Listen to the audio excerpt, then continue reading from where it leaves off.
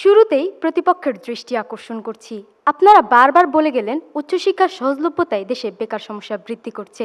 এক্ষেত্রে রাষ্ট্র যদি আগামীকাল থেকে উচ্চশিক্ষা দুর্লভ করে দেয় তাহলে কি দেশ বেকার সমস্যা কমে যাবে?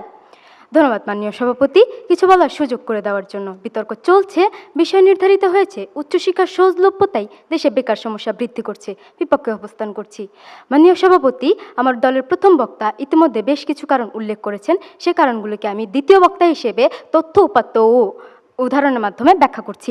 মাননীয় সভাপতি, আমাদের দেশের বেকার সমস্যার অন্যতম কারণ হচ্ছে রাষ্ট্রের পরিকল্পনাহীন ব্যবস্থাপনা ও সমাজের মনস্তাত্ত্বিক চাপ। মাননীয় সভাপতি, আমাদের দেশে চিকিৎসা খাতে কতজন কর্মী লাগবে, শিক্ষা খাতে কতজন লাগবে, সেবা খাতে কতজন লাগবে, শিল্প খাতে কতজন লাগবে, তার কোনো সুনির্দিষ্ট তথ্য নেই ও সুনির্দিষ্ট পরিকল্পনাও নেই। প্রতিপক্ষের কাছে প্রশ্ন, এরকম পরিকল্পনাহীন ব্যবস্থাপনার মধ্যে বেকার থাকবে না কেন? মাননীয় সভাপতি, একটু লক্ষ্য করুন, বাংলাদেশ পরিসংখ্যান ব্যুরো 2024 সালের জুলাই সেপ্টেম্বরের তথ্য অনুযায়ী বাংলাদেশে বেকারের সংখ্যা 26,60,000, যার মধ্যে স্নাতক ডিগ্রিধারী 9 লক্ষ।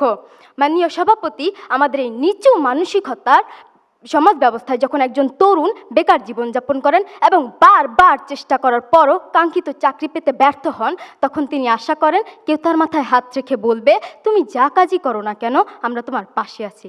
কিন্তু হায়, এই সমাজ তাকে বলে তুমি চাষবাস কৃষিকাজ কিছুই করতে পারবে না, তোমাকে ডাক্তার, ইঞ্জিনিয়ার, বিসিএস ক্যাডার অথবা সরকারি কোনো অফিসার হতেই হবে, অন্যথায় মান সম্মান আর থাকবে না। যার পরিণতি হয় আত্মহত্যা, ঝরে যায় একটি প্রাণ। মাননীয় সভাপতি, একটু লক্ষ্য করুন, 2021 সালের একটি বেসরকারি সংস্থা আচল ফাউন্ডেশন তথ্য অনুযায়ী 101 জন বিশ্ববিদ্যালয় শিক্ষার্থী আত্মহত্যা করেছেন। বর্তমানে সেই সংখ্যাটা 513। মাননীয় সভাপতি, সেই তথাকথিত সমাজ ব্যবস্থার অংশ হয়ে আমার প্রতিপক্ষ দল কিভাবে উচ্চশিক্ষার সহজলভ্যতাকে বেকার সমস্যা বৃদ্ধি হিসেবে দায়ী করে গেলেন? মাননীয় সভাপতি, আমার প্রতিপক্ষ দলের প্রথম বক্তা বলে গেলেন যে মানসম্পন্ন শিক্ষা নেই।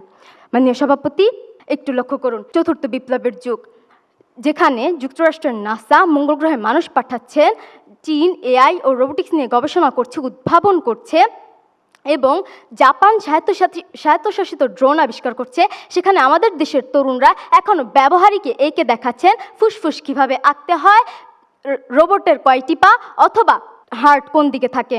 ধন্যবাদ সবাইকে।